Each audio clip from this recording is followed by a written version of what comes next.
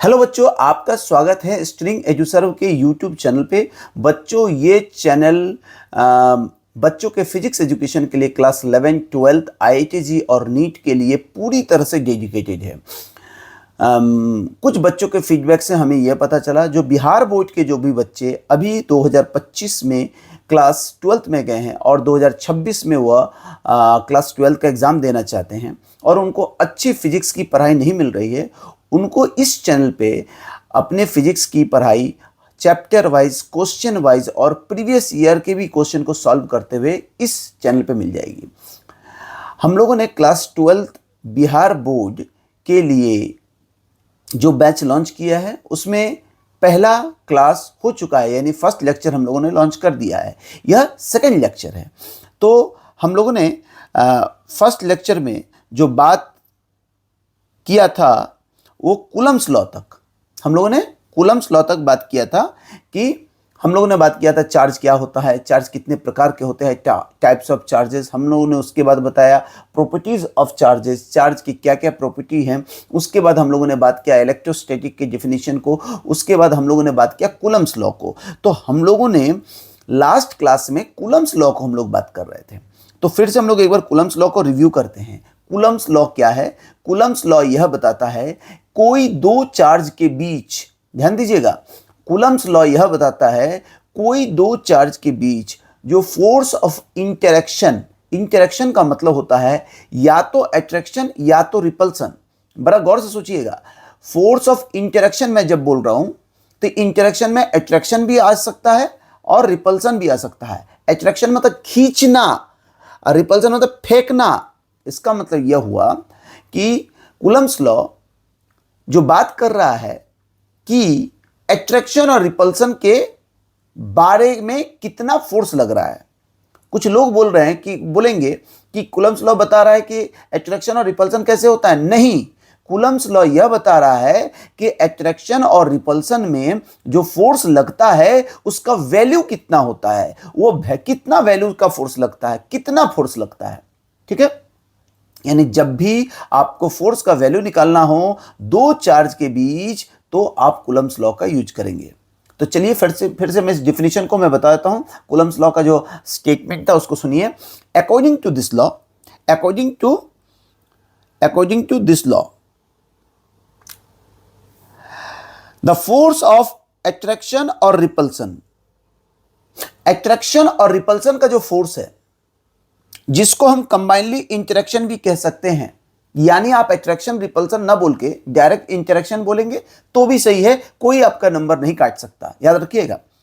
यानी आप कह सकते हैं according to this law the force of interaction between two point charge. अच्छा, गौर करने वाली क्या बात है, पॉइंट चार्ज, यहां पर जो दो चार्ज है वो पॉइंट चार्ज है। पॉइंट का मतलब आप लोग मैथमेटिक्स में क्लास 8 में ही पढ़े होंगे, पॉइंट इज ए डायमेंशनलेस, यानी हम लोग जिस चार्ज की बात कर रहे हैं दिस चार्ज इज डायमेंशनलेस, ना इसकी लंबाई है, ना चौड़ाई है, ना ऊंचाई है, पॉइंट चार्ज होना चाहिए। याद रखेंगे, कूलम्स लॉ का ये लिमिटेशन भी है कि यह पॉइंट चार्ज के लिए ही सिर्फ वैलिड है। तो मैंने क्या बोला, according to this law the force of attraction और repulsion means interaction between two point charges, between two point charges, ये लाइन बहुत इंपॉर्टेंट है, बिटवीन टू पॉइंट चार्जेस, यानी कूलम्स लॉ जो वैलिड होगा पॉइंट चार्ज के लिए। The force of interaction between two point charges placed some distance apart in free space, यानी वो दो चार्ज जो है कुछ दूरी पे रखे हुए हैं, सम डिस्टेंस, एक दूसरे से कुछ दूरी पे रखे हुए हैं इन फ्री स्पेस। अब समस्या है बच्चों को फ्री स्पेस को समझना।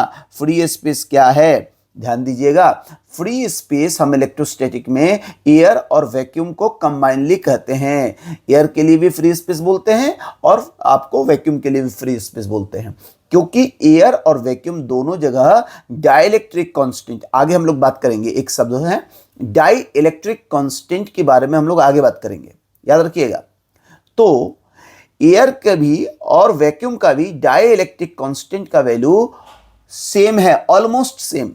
इसीलिए जब मैं फ्री स्पेस बोलूंगा तो आप समझ जाएंगे या तो एयर या तो वैक्यूम। क्लियर? एयर के अलावा कोई विशेष तरह की गैसेज होंगी तो उसके अलग अलग डाइलेक्ट्रिक कांस्टेंट पे हम लोग बात करेंगे, अभी फिलहाल नहीं। यानी याद रखिएगा, कूलम लॉ क्या बताता है, अगर कोई दो पॉइंट चार्ज एक दूसरे से कुछ दूरी पर है, अगर कोई दो पॉइंट चार्ज एक दूसरे से कुछ दूरी पर है और वह फ्री स्पेस में रखा हुआ है, तो उनके बीच जो फोर्स लगेगा इज डायरेक्टली प्रोपोर्शनल, उनके बीच जो फोर्स लगेगा वह डायरेक्टली प्रोपोर्शनल होगा किसके, प्रोडक्ट ऑफ द चार्जेस। दो जो चार्ज होंगे उनके पास, चार्ज को क्यू से दिखाया जाता है, तो दोनों चार्ज के प्रोडक्ट के डायरेक्टली प्रोपोर्शनल होंगे, जिसको मैंने यहां पर लिखा है, देखिए, force is directly proportional to Q1 into Q2। यानी फोर्स जो होगा वह दोनों चार्ज के प्रोडक्ट मतलब गुना, दोनों चार्ज के गुना के डायरेक्टली प्रोपोर्शनल होंगे। एंड इनवर्सली प्रोपोर्शनल, ध्यान दीजिए, and inversely proportional to the square of the distance, और साथ ही साथ यह इनवर्सली प्रोपोर्शनल भी होगा डिस्टेंस बिटवीन देम। यानी ये फोर्स डायरेक्टली प्रोपोर्शनल होगा दोनों चार्ज के प्रोडक्ट का, और इनवर्सली प्रोपोर्शनल होगा उन दोनों के बीच की दूरी के स्क्वायर का, इनवर्सली प्रोपोर्शनल होगा उन दोनों के बीच के डिस्टेंस के स्क्वायर का। तो उन दोनों के बीच का डिस्टेंस यहां पर मैंने कितना लिया है, दो चार्ज के बीच का, देखिए यहां पर मेरा चार्ज Q1 है, यहां मेरा चार्ज Q2 है, और दोनों के बीच डिस्टेंस मैंने लिया है R। तो फोर्स डायरेक्टली प्रोपोर्शनल होगा Q1 इंटू Q2, और ये दोनों के बीच का जो डिस्टेंस है R, इसके इनवर्सली प्रोपोर्शनल मतलब 1/, लिखते हैं हम लोग, यहां हमने लिखा है 1/, ठीक है, 1/R², ठीक है, डिस्टेंस के स्क्वायर के इनवर्सली प्रोपोर्शनल, ठीक है। अभी देखिए, ये एक लाइन हुआ मैथमेटिकली और ये एक लाइन हुआ, जब दोनों लाइन को हम मैथमेटिकली मिलाएंगे तो मैं लिख सकता हूं F is directly proportional to Q1 into Q2/R²। Clear. अब उसको आगे अगर मैथमेटिक्स से हम सॉल्व करना चाहें तो प्रोपोर्शनलिटी साइन को हमको इक्वल टू में बदलना पड़ेगा। और यहां ध्यान दीजिएगा, इक्वल टू में बदलने के लिए आपको मैथमेटिक्स में पढ़े होंगे आप क्लास 8 में रेशियो एंड प्रोपोर्शन, ठीक है। और रेशियो एंड प्रोपोर्शन में आपने पढ़ा होगा, अगर प्रोपोर्शनल साइन हटाएंगे तो वहां पर एक कांस्टेंट से गुना किया जाता है। तो ध्यान दीजिए, इस फॉर्मूला में यहां पर मैंने ये प्रोपोर्शनल का साइन हटा के यहां इक्वल टू लिखा है, तो यहां पर एक कांस्टेंट से गुना किया है, इस कांस्टेंट को यहां K लिखा है, जनरली K लिखा जाता है, इसके अलावा आप कुछ लिख भी सकते हैं, लेकिन जनरली K ही लिखा जाता है। चलिए, तो लिखा हमने F is equal to K Q1 Q2/R²। अब K क्या है, ध्यान दीजिएगा, कांस्टेंट का नाम हर जगह पर फिजिक्स में उस टॉपिक से आता है जिस टॉपिक में कांस्टेंट को इंट्रोड्यूस किया गया है। तो K को हम लोग यहां कहते हैं इलेक्ट्रोस्टैटिक कांस्टेंट, क्योंकि ये हम लोग इलेक्ट्रोस्टैटिक फोर्स के बारे में बात कर रहे हैं, इसलिए K को यहां हम लोग ने कहा इलेक्ट्रोस्टैटिक कांस्टेंट, जिसका वैल्यू होता है 1/4πε0, 1/4πε0, और मैथमेटिकल वैल्यू होता है 9 × 10⁹। तो इसका हम लोग यूज करेंगे न्यूमेरिकल बनाने के लिए, और यूनिट है Newton metre square coulomb inverse square. इस बात को याद रखेंगे आप, ठीक है। अब ध्यान दीजिए, ये कांस्टेंट तो है K, जिसका वैल्यू है 1/4πε0, लेकिन पूरी तरह से कांस्टेंट नहीं है। क्यों? क्योंकि 1 कांस्टेंट है, 4 कांस्टेंट है, पाई भी कांस्टेंट है, लेकिन ε0 जो है वो कांस्टेंट नहीं है, क्योंकि ε0 जो कहा जा रहा है ये सिर्फ फ्री स्पेस के लिए है। अगर यहां पर फ्री स्पेस की जगह वाटर आ जाएगा तो εw लिखेंगे हम लोग, तो तब लिखते हैं हम लोग εw, ε0 नहीं लिख के εw लिखते हैं। इसका मतलब ये पूरे वैल्यू में एक चीज है एप्सिलॉन, वो बदल सकता है। ये जो ई ऐसे लिख रहे हैं इसको कर रहे हैं एप्सिलॉन, ठीक है, तो ये बदल सकता है। इसका मतलब यह हुआ, यह अलग अलग मीडियम में इसका वैल्यू अलग अलग हो सकता है, जो आगे हम लोग बात करेंगे। तो इसका मतलब यह सिर्फ फ्री स्पेस के लिए है। तो ये जो 9 × 10⁹ देख रहे हैं, ये फ्री स्पेस के लिए K का वैल्यू है, ठीक है। तो अब हम बात कर रहे हैं एप्सिलॉन नॉट को कहते क्या है, electrical permittivity of the free space, यानी फ्री स्पेस में इलेक्ट्रिक चार्ज को कितना परमिट करेगा कोई फ्री स्पेस, तो उसको हम कहते हैं इलेक्ट्रिकल परमिटिविटी। क्लियर। अब हम लोगों ने बात किया कूलम्ब्स लॉ के बारे में। चलिए अब इसको थोड़ा सा और आगे बढ़ाते हैं।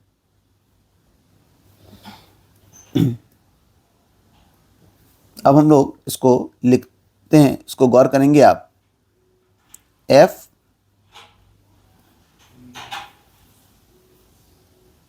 इजिकल टू, आपको क्या मिल गया था, K Q1 Q2 by r square. अब मैं K की जगह K का वैल्यू लिख देता हूं। अभी हम लोगों ने लिखा K का वैल्यू 1/4 पाई एप्सिलॉन नॉट, ठीक है, into Q1 Q2 by r square, ठीक है। ये इंटू का साइन है, ये पॉइंट दे इंटू का साइन है, ठीक है। जहां भी समझ में नहीं आएगा आप कमेंट बॉक्स में जाकर लिख सकते हैं, ठीक है। अब ध्यान दीजिएगा, ये तो लिख दिया मैंने। अब मैं क्या कर रहा हूं कि मैं K का वैल्यू मैथमेटिकल वैल्यू के रूप में भी लिख देता हूं, 9 into 10⁹ Q1 Q2 by r square. यानी इनमें से मैं कोई भी फॉर्मूला को कभी भी यूज कर सकता हूं, इस बात को रखिएगा दिमाग में। अब ध्यान दीजिए, ये जो हम लोग फोर्स निकाल रहे हैं, ये सिर्फ वैल्यू निकाल रहे हैं फोर्स का, और इस फॉर्मूला में मैंने डायरेक्शन नहीं दिखाया है। यानी इस फॉर्मूला से ये बताया नहीं जा सकता है किधर फोर्स लग रहा है, सिर्फ इतना बताया जा रहा है कि फोर्स का वैल्यू कितना है, ठीक है। चलिए, तो F equal to K Q1 Q2 by r square आपको याद रखना है। कूलम्ब्स लॉ बहुत इंपॉर्टेंट और बेसिक लॉ है, और K का वैल्यू है 1/4 पाई एप्सिलॉन नॉट। जीरो नीचे जीरो लिखा रहेगा तो नॉट, W लिखा रहेगा तो W, वो अलग अलग मीडियम के लिए, ठीक है। नॉट मतलब फ्री स्पेस। क्लियर। इसका मैथमेटिकल वैल्यू हो जाएगा 9 इंटू 10⁹। चलिए अब हम लोग बात करेंगे, एक क्वेश्चन उठा लेते हैं, एक क्वेश्चन को डिस्कस करते हैं। चलिए, इसी कूलम्ब्स लॉ पे एक क्वेश्चन क्या है, ए चार्ज ऑफ 1 कूलम्ब, आपके पास चार्ज दिया हुआ है 1 कूलम्ब का, इज प्लेस्ड, इस 1 कूलम्ब के चार्ज को रखा हुआ है at the top of your college.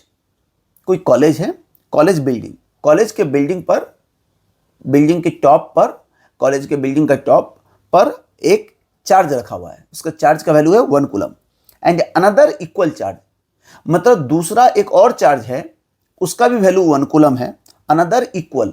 देखिए, जब इक्वल बोल रहा है यानी वैल्यू को इक्वल बोल रहा है, तो another equal charge at the top of your house. अच्छा, यहां पे 2 पोजीशन को लिया जा रहा है। एक पोजीशन है आपका कॉलेज का बिल्डिंग, दूसरा पोजीशन है आपका घर। तो कॉलेज के बिल्डिंग के टॉप पर एक चार्ज रखा गया 1 कूलम्ब, आपके घर के भी टॉप पर एक चार्ज रखा गया 1 कूलम्ब, ठीक है। कह रहा है क्वेश्चन में, take the separation between 2 charges to be 2 kilometre. आप मान लीजिए दोनों चार्ज के बीच की दूरी 2 किलोमीटर है। Find the force exerted by the 2 charges on each other. Very good. देखिए, इस क्वेश्चन को सॉल्व करते हैं हम लोग। ये कूलम्ब्स लॉ का क्वेश्चन है, फोर्स निकालने आपसे पूछा जा रहा है। आपको दिया क्या क्या है, देखिए, आपको 2 पॉइंट दिया गया, एक कॉलेज का बिल्डिंग, एक आपके घर का बिल्डिंग। कॉलेज के बिल्डिंग के टॉप पर जो चार्ज है वो 1 कूलम्ब है, 1 कूलम्ब। आपके घर के टॉप पर जो चार्ज है वो भी 1 कूलम्ब है, और कॉलेज में, कॉलेज और आपके घर के बीच की दूरी जो है, इसको पॉइंट ए कर देता हूँ, पॉइंट बी, कॉलेज को पॉइंट ए लिख देता हूँ और आपके घर को पॉइंट बी। इन दोनों के बीच जो डिस्टेंस है 2 किलोमीटर है। 2 किलोमीटर को मैं लिख सकता हूँ 2000 मीटर। 2 किलोमीटर को मैं लिख सकता हूँ 2000 मीटर। अब आप बोलेंगे सर मीटर में क्यों किए? क्योंकि जब आप क्वेश्चन बनाएंगे, न्यूमेरिकल बनाते हैं, तो आप ऐसा यूनिट में बदलते हैं, और किलोमीटर आपका ऐसा यूनिट नहीं है, मीटर है। ठीक है, तो हमने मीटर में बदल लिया। ठीक है, अब हमें क्या करना है, इन दोनों के बीच कितना फोर्स लग रहा है, किस दिशा में फोर्स लग रहा है ये नहीं निकालना है, किस डायरेक्शन में फोर्स लग रहा है ये नहीं निकालना है, आपको निकालना है कितना फोर्स लग रहा है। चलिए, आपको पता है कूलम्स लॉ का, तो मैं लिखता हूं अकॉर्डिंग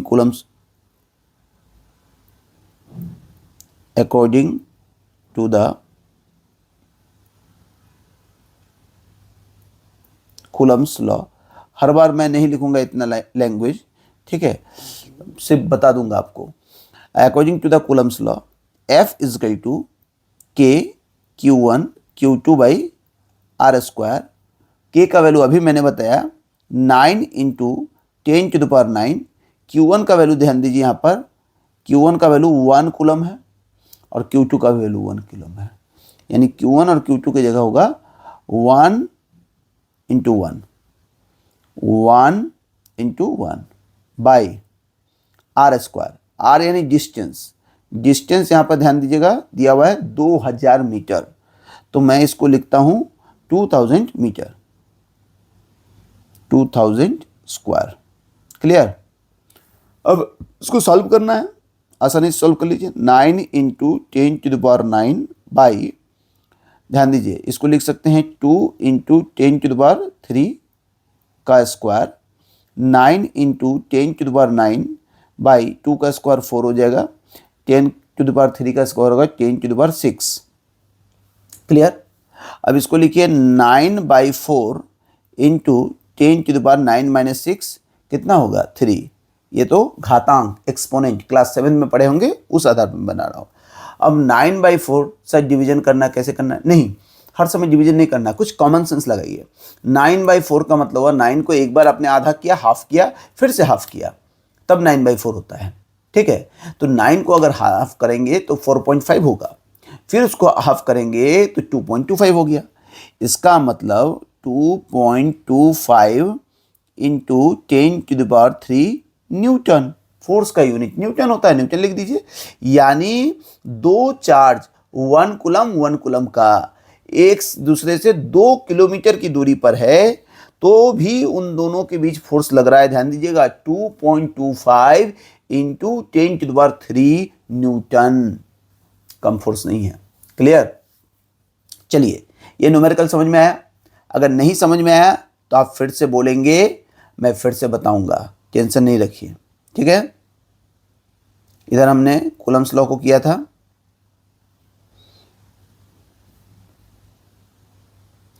नोट करते जाइए।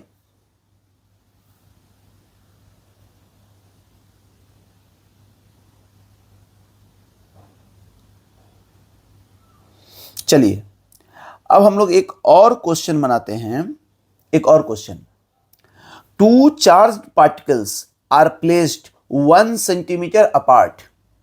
आपके पास 2 चार्ज पार्टिकल है जिनको 1 सेंटीमीटर की दूरी पर रखा गया। इस क्वेश्चन को मैं ऊपर के ही पेज में ले लेता हूं क्योंकि जगह तो है।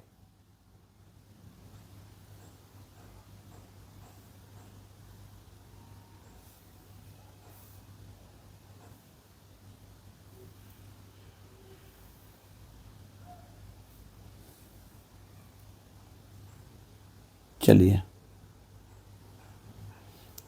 सेट हो गया। तो ये क्वेश्चन क्या कह रहा है, 2 चार्ज पार्टिकल्स, एक और न्यूमेरिकल देखिए, 2 charge particles are placed. 2 charge particle है, ये बताया नहीं गया अभी तक चार्ज पार्टिकल का वैल्यू कितना है। 2 चार्ज पार्टिकल है, आर प्लेस्ड 1 सेंटीमीटर अपार्ट, यानी दोनों चार्ज पार्टिकल एक दूसरे से 1 सेंटीमीटर की दूरी पर है। What is the minimum possible magnitude. बड़ा गौर कीजिएगा, क्वेश्चन आपसे पूछ रहा है व्हाट इज द मिनिमम, क्या होगा कम से कम, मिनिमम पॉसिबल मैग्नीट्यूड, कम से कम जो वैल्यू संभव हो वो बताइए। मैग्नीट्यूड, मैग्नीट्यूड का मतलब वैल्यू, ठीक है, ऑफ द इलेक्ट्रिक फोर्स, यानी दो चार्ज के बीच, चार्ज का वैल्यू नहीं पता है, दो चार्ज को एक दूसरे से 1 सेंटीमीटर की दूरी पर रखा गया है, और वो दो चार्ज के बीच मिनिमम कितना फोर्स होगा वो पूछा जा रहा है आपसे। चलिए इसको भी सॉल्व करते हैं हम लोग। सॉल्यूशन, यानी दो चार्ज। अब यहां पर सवाल ये उठता है, हमें दो चार्ज का वैल्यू तो ही नहीं पता है। चलिए तो हम लोग दोनों चार्ज को Q1 और Q2 मान लेते हैं पहले, ठीक है। चलिए एक पोजीशन को मैंने माना A, दूसरा पोजीशन को B, और A पोजीशन पे जो चार्ज है वो Q1 है, दूसरा पोजीशन पे जो चार्ज है एक Q2 है। दो चार्ज हमने मान लिया, एक Q1 दूसरा Q2, ठीक है। उन दोनों की बीच की दूरी जो है वह 1 सेंटीमीटर है, और आपको पता है सेंटीमीटर भी ऐसा यूनिट नहीं है, तो मैं इसको 100 से डिवाइड करूंगा और मीटर में कन्वर्ट कर लूंगा, यानी 1/100 मीटर। क्लियर? यानी इन दोनों के बीच की जो दूरी है, दो चार्ज के बीच की जो दूरी है वो है 1/100 मीटर, जिसको आप 1 × 10⁻² मीटर भी लिख सकते हैं। चलिए अब हम लोग आगे काम करते हैं। तो दो चार्ज नहीं पता है, अब फोर्स निकालेंगे कैसे? क्योंकि फोर्स का जो फॉर्मूला होता है वो आपको पता है, कूलम्स लॉ, F = K का वैल्यू आपको पता है 9 × 10⁹ Q1 Q2/r²। देखिए यहां पर आपको क्या क्या पता है, K का वैल्यू आपको पता है, R का वैल्यू पता है, डिस्टेंस आप डाल दीजिएगा। प्रॉब्लम ये क्रिएट हो रहा है Q1 और Q2 का वैल्यू पता ही नहीं है, आप कैसे डालेंगे? देखिए जितने क्वेश्चन होते हैं ना, क्वेश्चन का आंसर जो होता है उस क्वेश्चन में छुपा रहता है। तो आप क्या करें, क्वेश्चन को गौर से पढ़ें। अगर आपको क्वेश्चन नहीं बन रहा है तो दो ही बात हो सकती है, या तो थ्योरी का अंडरस्टैंडिंग नहीं है सही, या तो क्वेश्चन आप गलत पढ़ रहे हैं, और तीसरा हो सकता है कैलकुलेशन गलत। तो आप क्वेश्चन को फिर से पढ़ें। कह रहा what is the minimum possible value of the force. Force का मिनिमम वैल्यू क्या हो सकता है? एक बात बताइए, फोर्स मिनिमम या मैक्सिमम तब हो सकता है जहां पर हम कुछ बढ़ा या घटा सकते हैं। के को तो चेंज कर नहीं सकते हैं, फिक्स वैल्यू है। आर भी दिया हुआ है, फिक्स वैल्यू चेंज नहीं कर सकते हैं। तो चेंज कर क्या सकते हैं यहां पर जो मुझे लगता है सिर्फ Q1 और Q2 का वैल्यू नहीं दिया हुआ है, जिसको हम अपने हिसाब से ले सकते हैं। अब सवाल पैदा होता है Q1 और Q2 का वैल्यू क्या लेंगे? देखिए यहां पर लिखा हुआ है मिनिमम पॉसिबल, यानी फोर्स को कम से कम करने के लिए आपको Q1 और Q2 का वैल्यू कम से कम लेना पड़ेगा। और Q क्या है? चार्ज है। चार्ज का वैल्यू कम से कम कैसे ले सकेंगे? मैं बता रहा हूं, क्वांटाइजेशन थ्योरी। हमने क्वांटाइजेशन थ्योरी पढ़ाया था, उसमें यह बताया था कि कोई भी चार्ज जो होता है उसको हम लोग लिख सकते हैं Q = NE। कोई भी चार्ज जो होता है उसको लिख सकते हैं Q = NE। E का वैल्यू यहां फिक्स है, आप कुछ बदल नहीं सकते हैं। N का वैल्यू बदल सकते हैं, और N का वैल्यू शुरू होता है 1 से, 1 2 3 4 कुछ भी। यानी Q का वैल्यू आप लिख सकते हैं, मैं लिख देता हूं फॉर एग्जांपल, Q का वैल्यू लिख सकते हैं 1E, Q का वैल्यू लिख सकते हैं आप 2E, Q का वैल्यू लिख सकते हैं आप 3E, Q का वैल्यू आप ले सकते हैं 4E।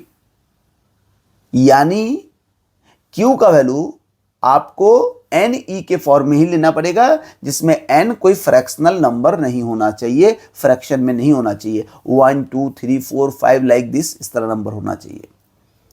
तो एक बात बताइए, जितना N का वैल्यू बड़ा लेंगे तो Q का वैल्यू तो बड़ा होते जा रहा है, क्योंकि E का वैल्यू तो फिक्स है।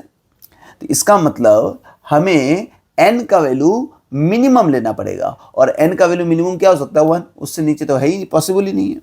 इसका मतलब जो मेरा मिनिमम पॉसिबल Q का वैल्यू होना चाहिए वो होना चाहिए 1E, यानी E। यहां से आपको चार्ज का वैल्यू मिल गया कि आपका मिनिमम चार्ज होगा E, और दोनों चार्ज हमको जो लेना है दोनों को मैंने लिया E। क्यों? अगर एक को थोड़ा भी बड़ा करेंगे तो फोर्स और बड़ा हो जाएगा, गुना और बड़ा हो जाएगा। तो यहां गौर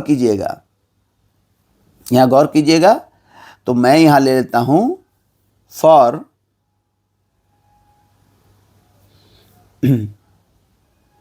मेंटेनिंग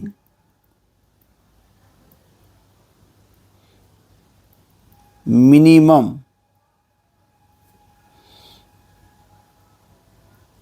पॉसिबल फोर्स इन दोनों चार्ज के बीच में मिनिमम पॉसिबल फोर्स को मेंटेन करने के लिए मुझे Q का वैल्यू लेना पड़ेगा, Q1 equal to Q2 equal to E। Clear? और E का वैल्यू होता है आपको पता है 1.6 इंटू 10⁻⁻19 कूलम, आपने केमिस्ट्री में भी पढ़ा है।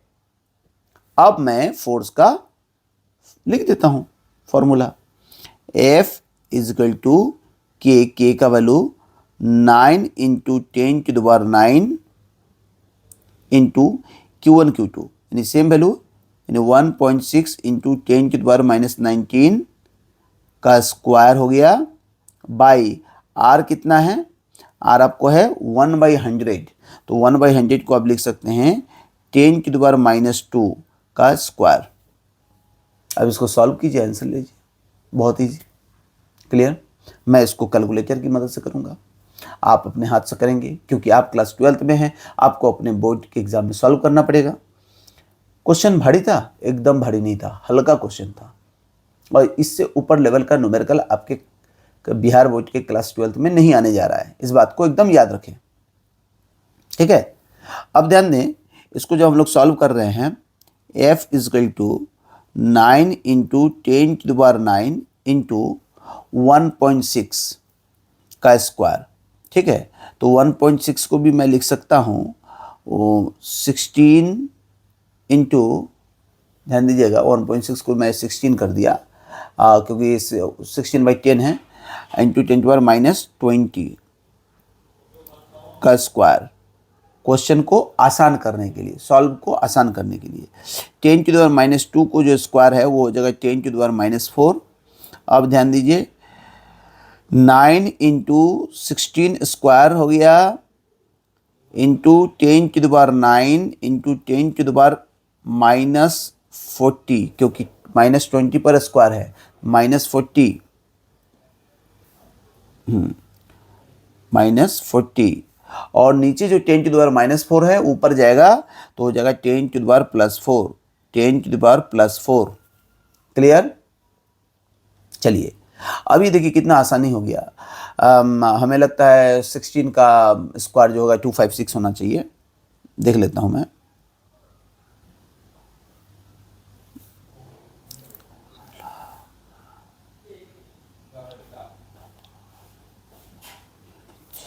हाँ 256, ठीक है, 16 का स्क्वायर 256 आ गया, 256। तो मैं यहाँ लिख सकता हूँ F इजकल टू, रुकिए मैं F को थोड़ा सही लिखूँ, F equal to 256 into 9 into, अब ध्यान दीजिए यहाँ पे 10 पर 3 ठो पावर है, एक +9 है, एक +4 है, एक -14 है। 9 और 4 दोनों प्लस में हैं, तो उसको अगर हम ऐड करेंगे तो +13 होगा, उसके बाद 40, तो 13 13 7 20 हो गया, और 20 40 यानी 27 27 पावर हो गया, 10⁻27। क्लियर? तो यानी ये आ गया। अब 256 इंटू 9 को हम गुना करेंगे, मैं तो यहाँ कैलकुलेटर का उपयोग करूँगा। 256 इंटू 9, तो अगर 256 इंटू 9 कर रहा हूँ मैं तो मुझे मिल रहा है 2304। चलिए 2304, तो मैं इसको लिख रहा हूँ 2304, यानी 2304 इंटू 10⁻27। अब इसको मैं लिख सकता हूँ साइंटिफिक नोटेशन में, पॉइंट को अगर मैं यहाँ 2 के बाद ले आता हूँ, 2.304 इंटू 10⁻24 न्यूटन। ठीक है, तो इसको या तो आप 2304 इंटू 10⁻27 लिखे, वो भी सही है, लेकिन साइंटिफिक नोटेशन में लिखने के लिए मैंने ये कर दिया। क्लियर? 3 जीरो को यूज कर लिया और 2.304 हुआ। क्लियर? न्यूमेरिकल में कहीं कोई डिफिकल्टी? वेरी इजी, बहुत आसान क्वेश्चन है। चलिए, यहाँ क्वांटाइजेशन प्रिंसिपल का यूज हुआ। चलिए चलिए अब हम लोग बात करेंगे next topic, vector form of Coulomb's law. ये बहुत इंपॉर्टेंट टॉपिक है vector form of Coulomb's law, क्योंकि आपको एग्ज़ाम देना है, तो आपको टॉपिक को मन से पढ़ना पड़ेगा, क्योंकि टॉपिक को मन से नहीं पढ़ेंगे तो आप सब्जेक्टिव क्वेश्चन नहीं बना पाएंगे। चलिए अब हम लोग बात कर रहे हैं vector form of Coulomb's law. अभी तक हम लोगों ने कूलम्स लॉ के वैल्यू पर बात किया, अभी हम लोगों ने डायरेक्शन पे नहीं बात किया, चार्ज किधर फोर्स लगा रहा है क्या नहीं, डायरेक्शन के रूप में कैसे लिख सकते हैं उस पर भी बात नहीं किया। अब मैं vector form of Coulomb's law लिखूंगा। ध्यान दीजिएगा, vector form of Coulomb's law जब मैं लिख रहा हूं तो मुझे दो बात करना पड़ेगा। क्या बात करना पड़ेगा? क्योंकि चार्ज का जो गुण है मैंने आगे प्रॉपर्टीज में पढ़ा चुका, फर्स्ट लेक्चर पे आप जाके देखिए, उसमें मैंने बताया है like charges repel each other और opposite charges attract each other. इसका मतलब सेम तरह के चार्ज एक दूसरे को रिपेल करते हैं, फेंकते हैं, एक दूसरे से अपोजिट फेंकते हैं, और अपोजिट चार्ज एक दूसरे को खींचते हैं। क्लियर? खींचना फेंकना, खींचना फेंकना, यानी जो सेम चार्जेस होते हैं वो फेंकते हैं एक दूसरे को दूर, और अपोजिट चार्ज होता है वो खींचते हैं। तो हमें यहाँ पर भी दो तरह से केस लेना पड़ेगा कि एक बार लेंगे लाइक चार्ज है यानी सेम चार्ज है, दूसरी बार लेंगे कि ऑपोजिट चार्ज है। क्लियर? तो मैं यहाँ पर केस 1 और केस 2 डिस्कस कर रहा हूँ। क्लियर? तो सबसे पहले मैं लेता हूँ केस 1। केस 1 में मैं लेता हूं इफ, ध्यान देंगे आप, इफ नहीं लिखता हूं, सिंस कर देता हूं।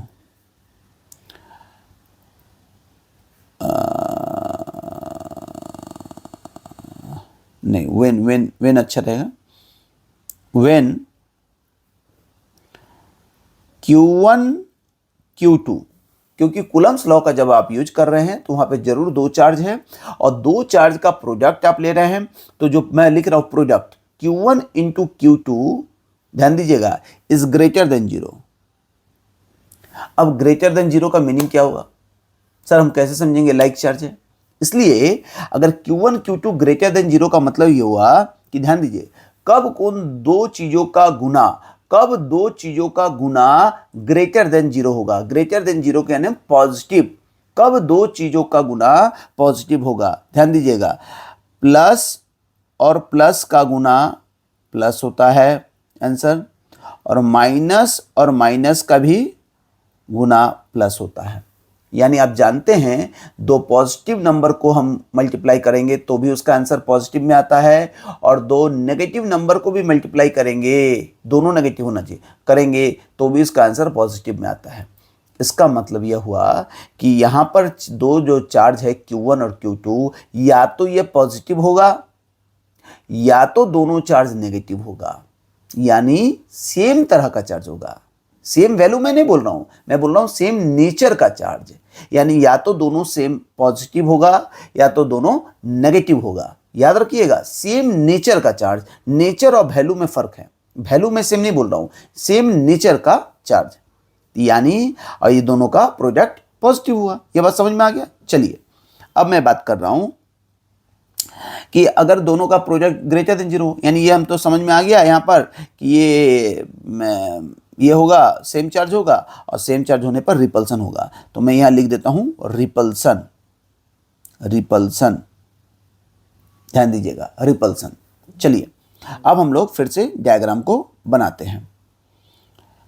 एक पॉइंट मैं ए लेता हूँ, एक पॉइंट मैं बी ले लेता हूँ, यहाँ पर एक चार्ज Q1 लेता हूँ, यहाँ पर एक चार्ज Q2 लेता हूँ, आप कहीं भी ले सकते हैं। अब दोनों में अगर रिपल्सन होगा, रिपल्सन का मतलब ये होता है, याद रखिएगा, ये नहीं होता है, रिपल्सन का मतलब ये होता है, ये नहीं होता है, रिपल्सन का मतलब ये होता है, फेंकना। ठीक है?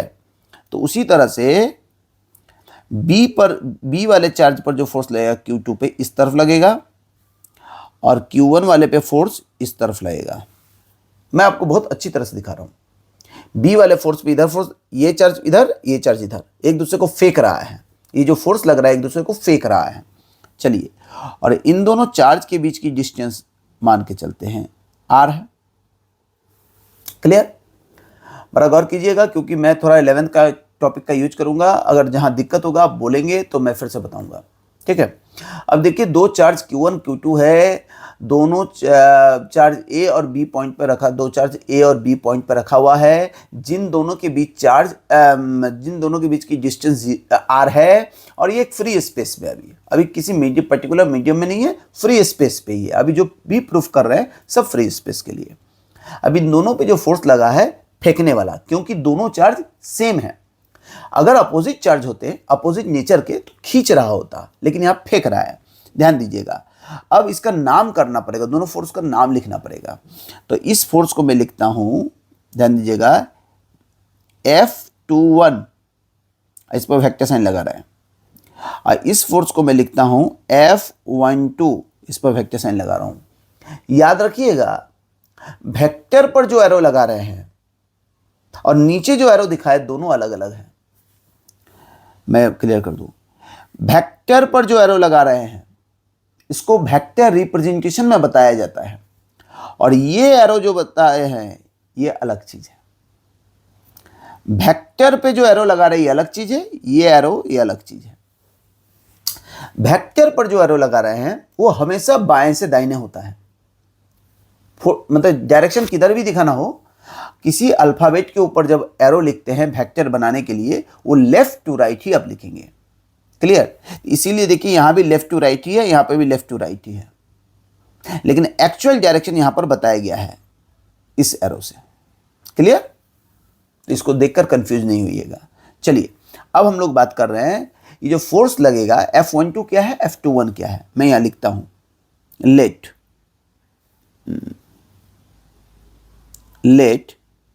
F12, यानी हमको ये सब क्वांटिटी का नाम देना पड़ेगा। F12 equal to force on Q1 due to Q2। F12 क्या है?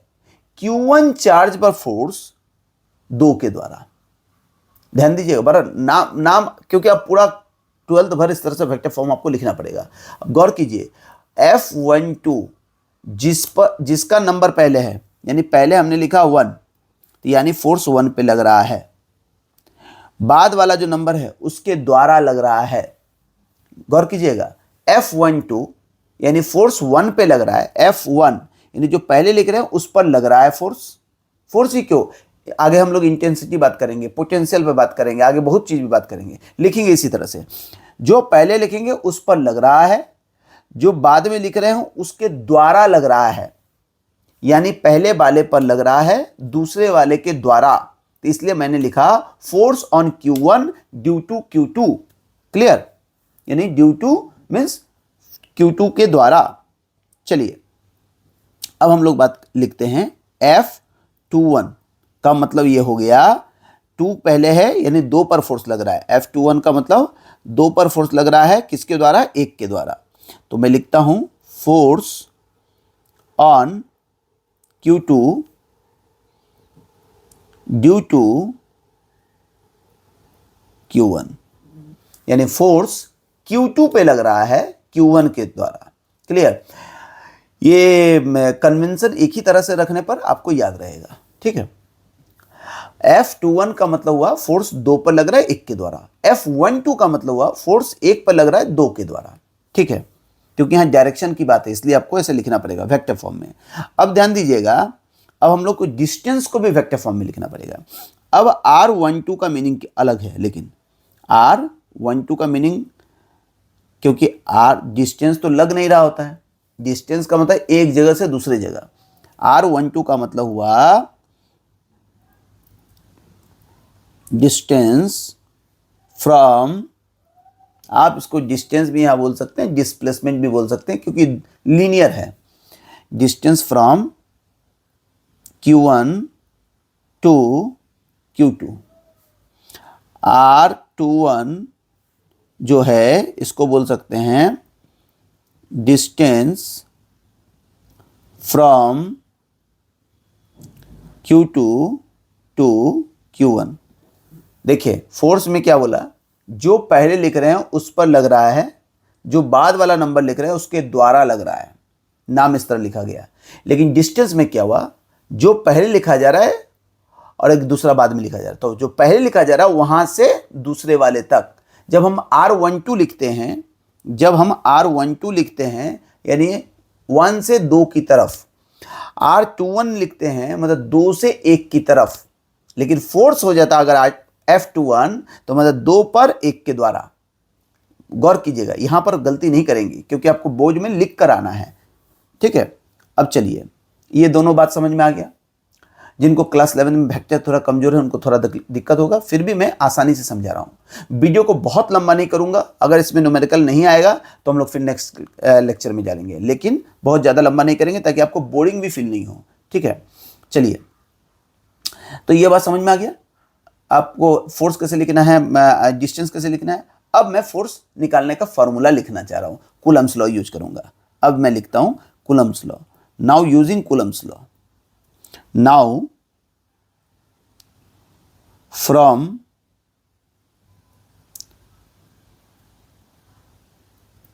कूलम्स लॉ,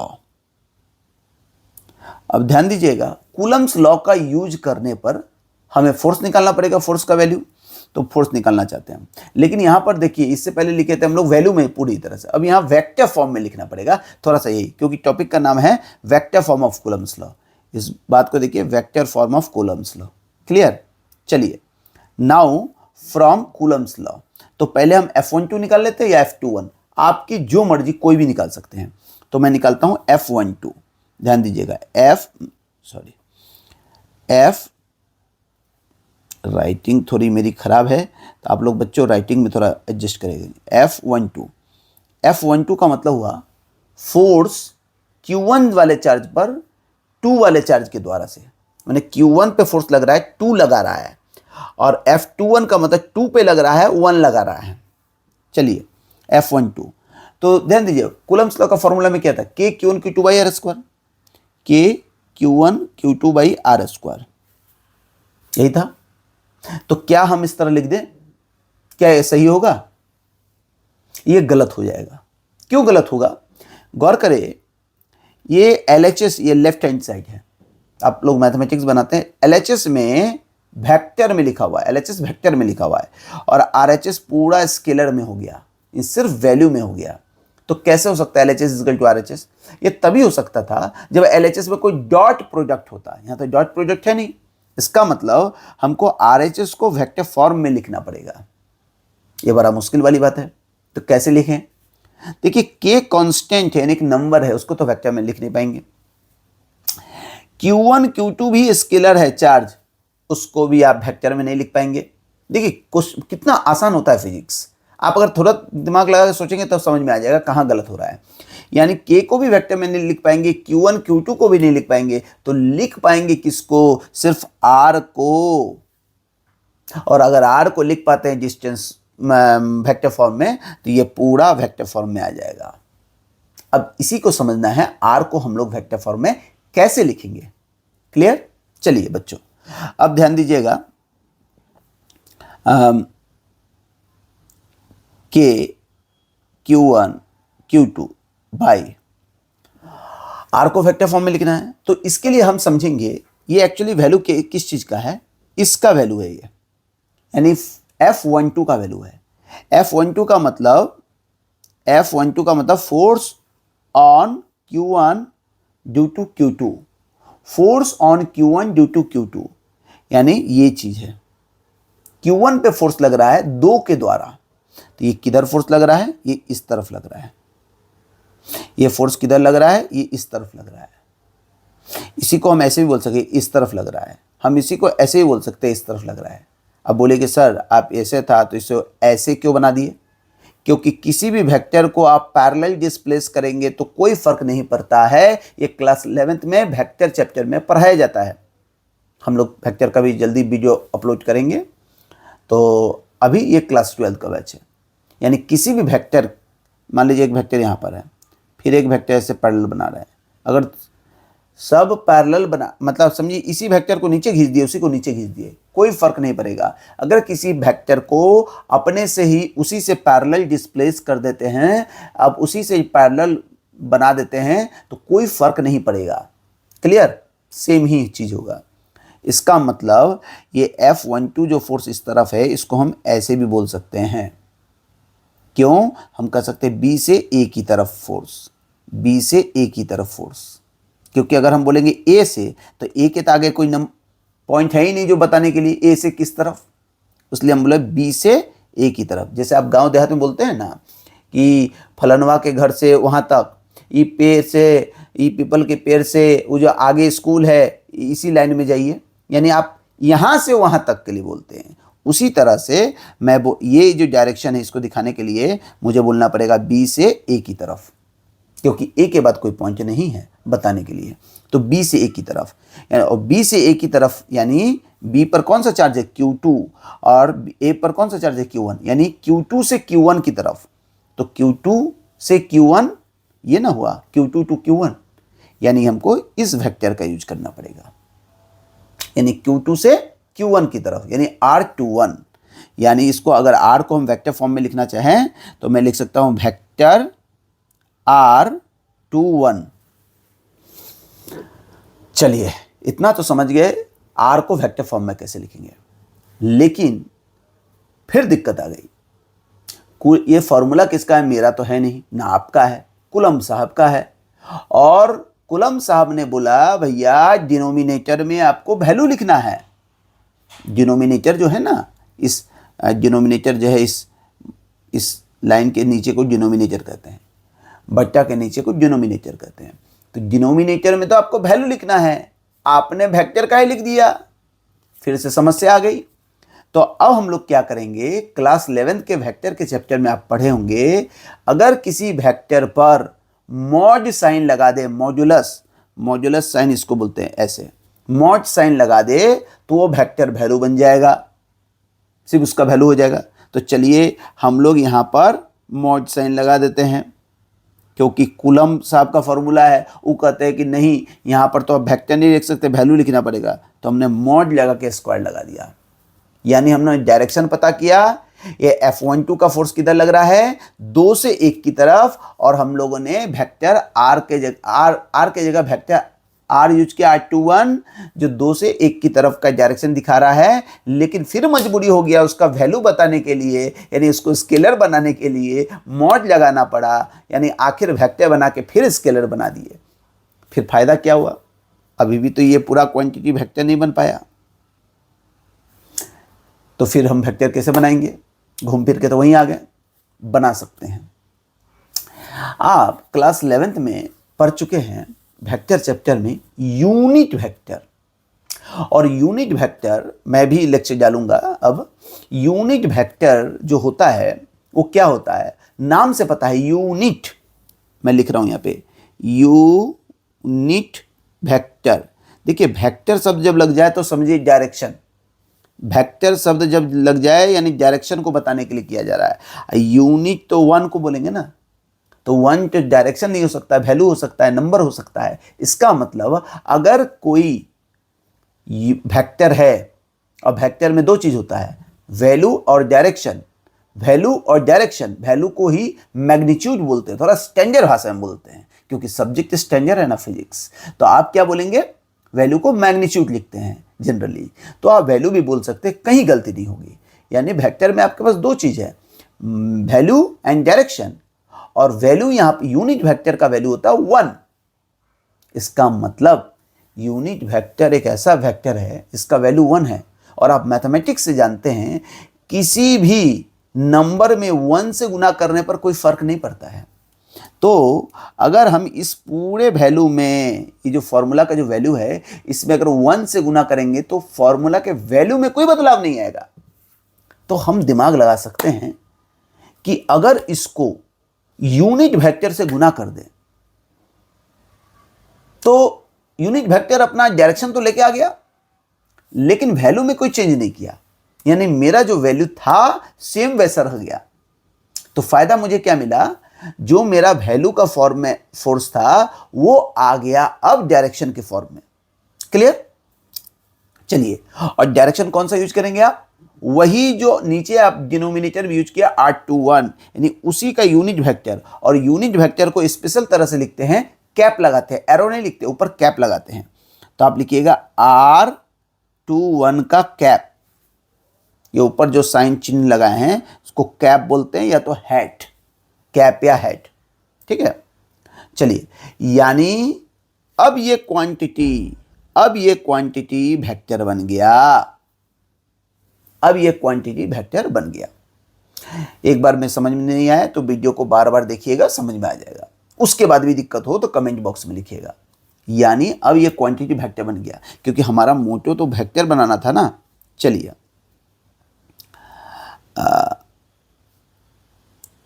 वेक्टर बना दिया हम लोगों ने।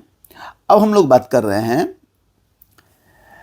बड़ा खूबसूरत नहीं लग रहा है, वेक्टर तो बन गया, खूबसूरत नहीं लग रहा है, क्योंकि हम लोग वेक्टर का मतलब समझते हो ऊपर एरो होना चाहिए। क्या कैप लग गया, बहुत अच्छा नहीं लग रहा है।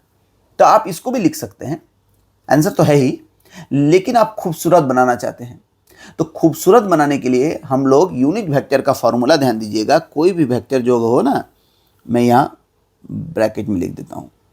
कोई भी वेक्टर अगर है, मान लीजिए वेक्टर ए, उसको लिखा जा सकता है mod vector A into A cap.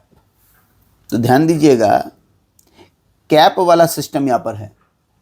अगर ये मॉड वाला सिस्टम गुना कर दें आप यहाँ पर, तो ये पूरा एरो वाला वेक्टर बन जाएगा, खूबसूरत बन जाएगा। चलिए हम लोग करते हैं। तो इसको लिखते हैं के, बड़ा के लिख दिया मैंने थोड़ा सा, के Q1 Q2 बाई, ध्यान दीजिएगा, तो ऊपर हम क्या कर रहे हैं, R21 के वेक्टर के मॉड से गुना कर रहे हैं। तो भाई ऊपर गुना किए तो नीचे भी करना पड़ेगा, तभी तो बैलेंस रहेगा। तो नीचे तो ऑलरेडी R21 का वेक्टर का मॉड का स्क्वायर था, फिर आपने R21 के वेक्टर के मॉड से गुना किया, ऊपर गुना किया तो नीचे भी गुना करना पड़ा, और ऑलरेडी ऊपर R21 का कैप था। अब ध्यान दीजिएगा, इसको मैं अगर लिखना चाहूँ, F12 का वेक्टर को F12 के वेक्टर को लिखना चाहूँ के Q1 Q2 बाई, नीचे डिनोमिनेटर में क्या होगा, R21 के मॉड का पावर Q। क्यों होगा, क्योंकि यहाँ पर देखिए 2 पावर है, यहाँ पर देखिए 1 पावर है। नीचे क्यों आया वेक्टर R21 का मॉड, इसलिए आया क्योंकि ऊपर मैंने गुना किया, तो उसको बैलेंस करने के लिए डिनोमिनेटर में भी करना पड़ा। अब ध्यान दीजिए, ऊपर इन दोनों को मिलाकर, इन दोनों को, एक कैप वाला एक मॉड वाला, दोनों को मिलाकर हम लिख सकते हैं R21 का वेक्टर। यानी या तो आप यहाँ तक लिखिए, या तो आप यहीं पर लिखकर छोड़ दीजिए, यहाँ पर भी लिख के छोड़ दीजिएगा। अब देखिए, ये बीच वाला थोड़ा सा गलत है, इसको मिटाएंगे। अब ये वाला मतलब गलत नहीं, आपको समझाने के लिए किया था, जैसे ये वाला बीच में, वो हमको आपको समझाने के लिए उपयोग किया था। ठीक है, चलिए, ठीक है, समझ में आया। चाहे मैं उसको रखता हूँ और गोल घेर देता हूँ, मैं इसको रखता हूँ, गोल घेर देता हूँ कि ये नहीं करना है, यूज नहीं करना है। ठीक है, ये गलत है, वो इक्वल टू उतना हुआ। क्लियर। अब ध्यान दीजिए, या तो आप F12 इक्वल टू इतना लिखिए, या तो आप यहाँ तक लिखिए, यहाँ तक नीचे तक लिखिएगा तो कॉपी चेक करने वाले को समझ में आएगा, इनका वेक्टर बहुत अच्छी तरह से क्लियर है। तो ये हुआ vector form of Coulomb's law. तो अभी तो हमने सिर्फ एक ही फोर्स को लिखा, F12 को। अब 21 को भी लिखेंगे, तो हम अब 21 के लिए इतना नहीं करेंगे, डायरेक्ट लिख देंगे। ठीक है, तो अब सिमिलरली का साइन देंगे। सिमिलरली F21, यानी 21 का मतलब फोर्स 2 पर 1 के द्वारा, 21 इज इक्वल टू, देखिएगा के तो वही होगा, के Q1 Q2, सिर्फ डायरेक्शन बदल गया। ये क्या था, 2 से 1 की तरफ, अब ये होगा 1 से 2 की तरफ। R12 का Q और ये R12 का वेक्टर। क्लियर। बात समझ में आई? तो ये वेक्टर फॉर्म था, ये थोड़ा बड़ा था, ये आपके सब्जेक्टिव में आएगा, इसलिए आपको इस पर ध्यान देना जरूरी है। क्लियर? सब ऑब्जेक्टिव टाइप क्वेश्चन नहीं होता है। क्लियर? तो ये हो गया आपका। ये देखिए, मैं यहाँ पे दिखा देता हूँ। ये F21 जो फोर्स है, ये जो F21 फोर्स है, ये किस तरह A से B की तरफ है, A यानी 1 से 2 की तरफ। सो इसलिए मैंने लिखा Q1 से Q2 की तरफ, यानी R12। क्लियर? अब हमने ये जो पूरा बनाया अभी तक थ्योरी, ये रिपल्सन के आधार हाँ, रिपल्सन के आधार पर बताया, क्योंकि दोनों चार्ज अगर सेम हो, Q1 Q2 ग्रेटर देन 0 हो। अभी हमको दूसरा केस लेना पड़ेगा, where Q1 Q2 is less than 0। अभी मैं केस 2 लूंगा, ठीक है? Case 2 when Q1 into Q2 is less than 0, यानी Q1 और Q2 का जो प्रोडक्ट है, गुना है, वो 0 से छोटा हो। तो कोई दो चीज का गुना 0 से कब छोटा हो सकता है? गौर करेंगे, जब एक प्लस हो और दूसरा माइनस हो, तब इसका गुना माइनस में आएगा, और माइनस 0 से छोटा होता है। एक माइनस हो और दूसरा प्लस हो, इसका भी रिजल्ट माइनस में आएगा। यानी इससे क्या साबित हुआ? दो चीज का प्रोडक्ट लेस देन 0 तभी होगा जब दोनों का साइन अपोजिट हो, एक प्लस तो दूसरा माइनस। इसका मतलब ये दो अपोजिट नेचर के चार्ज होंगे तभी, और अपोजिट नेचर के चार्ज में अट्रैक्शन होता है। ये आपको बताया जा चुका है, पहला लेक्चर जाकर देखिए, कृपया कर देखिए।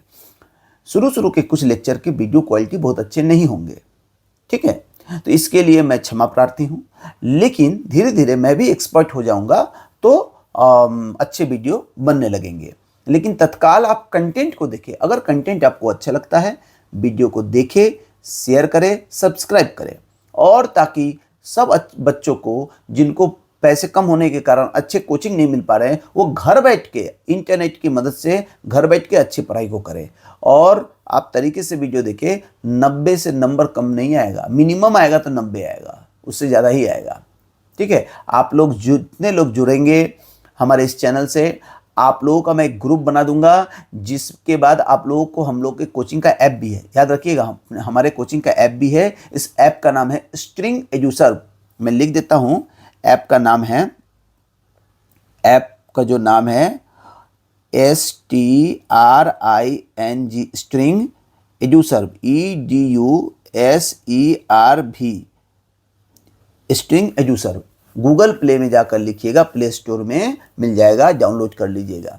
जितने बच्चे हमारे यूट्यूब चैनल को देख रहे हैं जो क्लास 12th में हैं, जिनको ज़रूरत है, वो लोग इस ऐप को डाउनलोड कीजिए, मुझे मेरे पर्सनल नंबर पे मैसेज कीजिए, मैं आप लोगों को उस ऐप में ऐड कर लूँगा, ताकि आप टेस्ट भी दे पाए।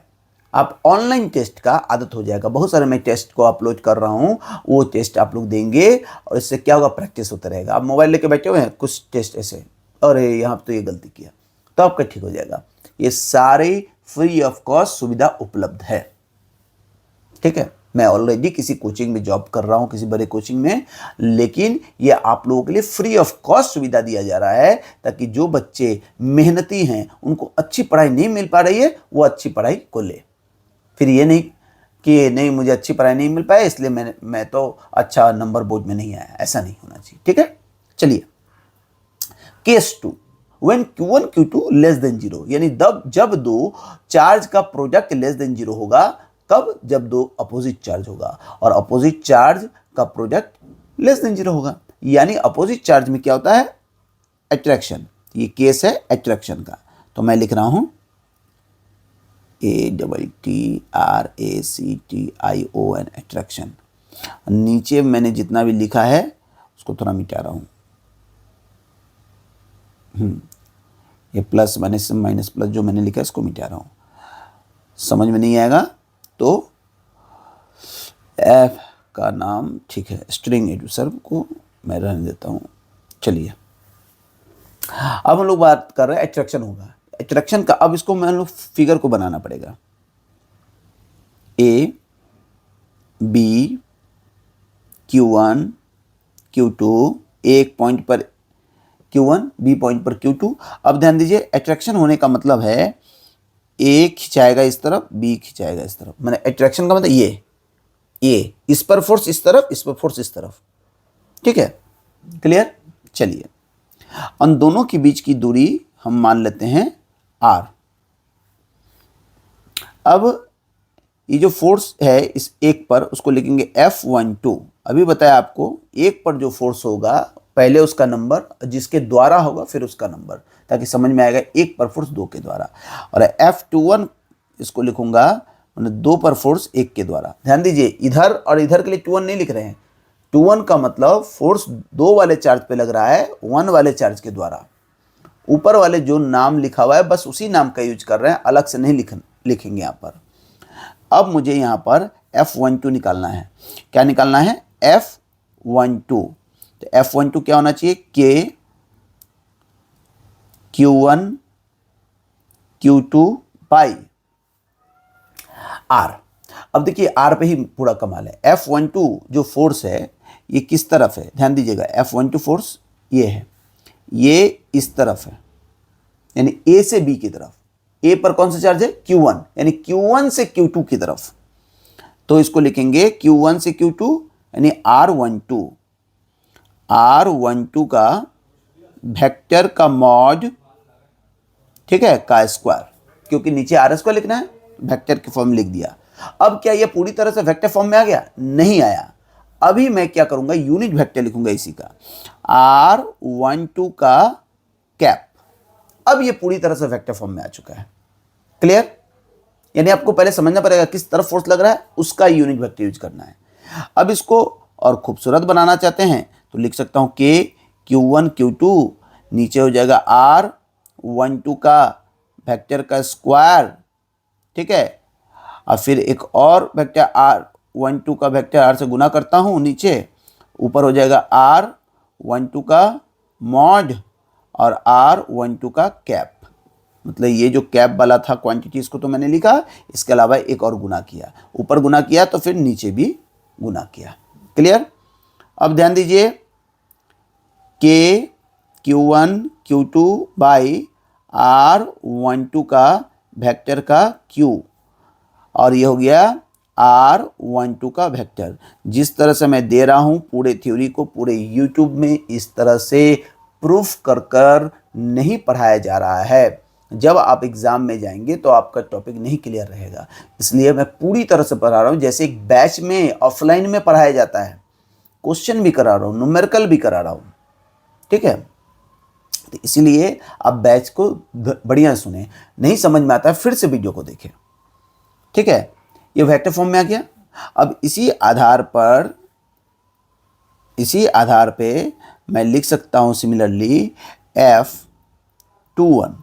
F21 का फोर्स हो जाएगा K Q1 Q2, सिर्फ डायरेक्शन अपोजिट हो जाएगा। यहाँ R12 था, यहाँ R21 का Q और R21 का वेक्टर। थोड़ा वेक्टर फॉर्म में है, जो बच्चे क्लास 11th में बढ़िया से वेक्टर और बढ़िया से 11 को नहीं पढ़े हैं उनको दिक्कत आ सकती है, इसलिए कुछ पहले एक दो लेक्चर को आपको एक दो बार देखना पड़ सकता है। क्लियर? चलिए, तो ये टॉपिक क्या हुआ, आपके सिलेबस का जो दिया हुआ है vector form of Coulomb's law complete हो गया। एक चीज हम लोग क्या देख रहे हैं vector form of Coulomb's law में, वैल्यू ध्यान दीजिएगा, जो इसका वैल्यू आया सेम इसका वैल्यू आ रहा है, सिर्फ डायरेक्शन एक का R12 है तो दूसरे का R2 है। इसका मतलब Coulomb's law obeys Newton's third law of motion, यानी Coulomb's law obeys Newton's third law. तो आप इससे लिख सकते हैं, सो कूलम्स लॉ obeys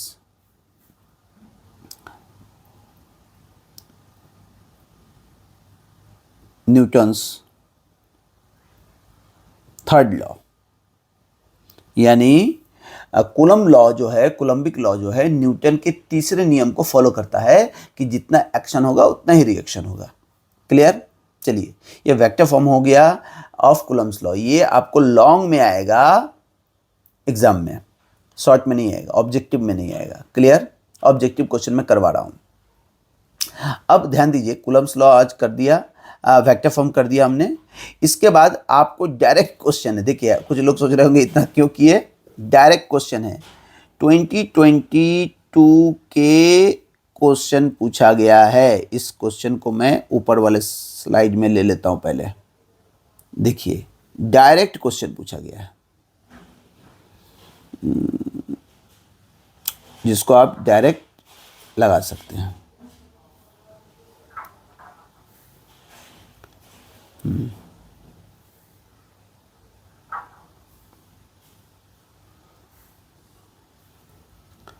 देखिए डायरेक्ट क्या क्वेश्चन पूछा गया है, 2022 में आपके बोर्ड में, बिहार बोर्ड में पूछा गया है, ऑब्जेक्टिव में पूछा गया है, गौर कीजिएगा। The vector form of Coulomb's law is direct, इसलिए मैंने समझाकर थ्योरी को प्रूफ किया। The vector form of Coulomb's law is, vector form Coulomb's law क्या होगा आपको तो पता ही है, के होगा, के का वैल्यू होता है 1/4πε0, इसका मतलब ये के है, के की जगह 1/4πε0, सब जगह के की जगह 1/4πε0, के तो चलिए सही है। उसके बाद हम लोग का फॉर्मूला में क्या था, Q1 Q2, चलिए Q1 Q2 यहाँ भी है, Q1 Q2 यहाँ भी है, Q1 Q2 यहाँ भी है, Q1 Q2 यहाँ है, चारों में ये बात सही हो गया। अब वेक्टर फॉर्म वाला में चेंज आएगा। अब ध्यान दीजिए, ये R12 जो मैंने लिखा या R21, इसको अभी सिंपली वन यहाँ पे 12 या 21 ना मान के R भी मान सकते हैं, क्लियर, क्योंकि यहाँ पे नहीं लिखा हुआ 1 और 2, तो उसको अगर R मानेंगे, इसको अगर R मानेंगे तो क्या होगा, R का वैल्यू का Q, मॉड का मतलब वैल्यू होता है बाबू, मॉड लिखने का मतलब वैल्यू, आप मॉड बिना लिखे भी ऐसे लिख सकते हैं। देखिए वेक्टर A का मॉड लिखे या सीधे A लिखे, दोनों चल सकता है, ये वेक्टर में पढ़ाया जाता है 11th में, ठीक है। तो अब ध्यान दीजिए, तो क्या है, नीचे वेक्टर का मॉड का Q, तो अब ध्यान दीजिए किसमें वेक्टर के मॉड का Q है, नीचे में है वेक्टर R के वेक्टर का मॉड का Q, चलिए ये भी वेक्टर R के मॉड का Q, हाँ, नीचे R स्क्वायर, स्क्वायर तो चलेगा ही नहीं, ये भी R स्क्वायर, यानी C और D तो गलत हो गया, C और D ऑलरेडी गलत हो गया। C और D में अब आपको चेक नहीं करना है, अब आप चेक कीजिए किसमें, A और B में। चलिए अब A B में वेक्टर R का मॉड का Q नीचे हो गया। अब बगल में भी हमारा वेक्टर था, तो ये क्या बगल में, इसमें वेक्टर R है, यहाँ पर नहीं है, यानी इसका मतलब हुआ B भी गलत, आंसर आपका A। कितना आसान है, अगर आपको थ्योरी कंप्लीट रहे, ये आप लोग कहते हैं थ्योरी डायरेक्ट क्वेश्चन प्रैक्टिस से नहीं होता है, आपका थ्योरी पे कितना कमांड है उसी से आप क्वेश्चन बनाते हैं। ये ऑब्जेक्टिव का क्वेश्चन, आपको पता है कि 70 क्वेश्चन ऑब्जेक्टिव से रहेंगे, इसमें 35 बनाना है, यानी और वो 35 नंबर आसानी से आपके पास आ जाएगा। तो हम यही कहेंगे, आप वीडियो को पूरी तरह से देखें, एक भी क्वेश्चन आपको बोर्ड में फेल नहीं करेगा, आप निश्चिंत रहें, ठीक है। मैं हूँ, नहीं तो आप आएंगे वीडियो बना के मेरे यूट्यूब चैनल पे भेजेंगे कि सर आपने तो मुझे भेजेंगे पर्सनली कि सर आपने तो ये बोला था, एकदम अच्छा जाएगा एग्ज़ाम 2026 में। जो कुछ बच्चे इस बार क्लेम कर रहे हैं कि टफ हो गया, टफ हो गया, इस बार तो मैंने पढ़ाया ही नहीं था यूट्यूब चैनल पे, कोई टफ नहीं था। जिनका बेसिक क्लियर नहीं था उनके लिए टफ लगा, जिनका बेसिक क्लियर रहा होगा उसका कोई टफ नहीं है। चलिए 13 नंबर क्वेश्चन हो गया, एक क्वेश्चन कर दिया हमने वेक्टर फॉर्म पे। अब है Coulomb's law in terms of position vector. आज हम लोग Coulomb's law in terms of position vector नहीं करते हैं, क्योंकि वीडियो बहुत लंबा हो जाएगा, 1 घंटा ऑलरेडी हो चुका है, क्लियर। तो नेक्स्ट डे हम लोग जो करेंगे Coulomb's law in terms of position vector, और उसके बाद पोजीशन वेक्टर वाले पे तो आपको तुरंत न्यूमेरिकल क्वेश्चन नहीं मिलेगा, यानी अभी हम लोगों ने क्या क्या Coulomb's law in terms of vector form किया, सिर्फ वेक्टर किया, ध्यान दीजिएगा, Coulomb's law in terms of vector, यानी vector form of Coulomb's law किया। अब बोलिए सर वेक्टर कर लिया तो फिर पोजीशन वेक्टर क्यों, क्योंकि पोजीशन वेक्टर एक विशेष प्रकार का वेक्टर है। वेक्टर तो कोई भी वेक्टर हो सकता है, वेक्टर फॉर्म ये हो गया, लेकिन अब इसको पोजीशन वेक्टर के रूप में कैसे लिखेंगे, और हम बताएंगे। जो बच्चे 11th में कमजोर मतलब थे या नहीं पढ़ाई किए, पोजीशन वेक्टर नहीं जानते, बताऊंगा। तो नेक्स्ट वीडियो के लिए आप वेट करें, हम लोग नेक्स्ट वीडियो, ये सेकंड लेक्चर हुआ, याद रखेंगे, अब थर्ड लेक्चर आने जा रहा है, हो सकता है आज ही रात को एक और आ जाएगा, आज ही